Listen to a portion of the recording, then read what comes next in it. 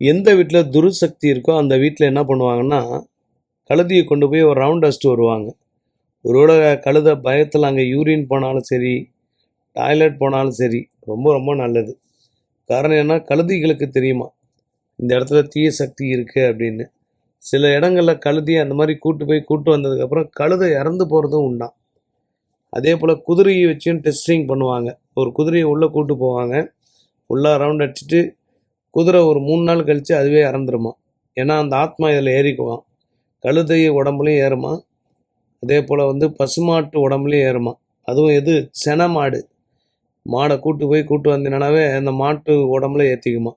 3வது குதிரை. கழுதை, குதிரை, மாடு இவைகள் உடம்புல ஏறிக்கொள்வதான் இன்றைக்கும் நம்புகிறாங்க.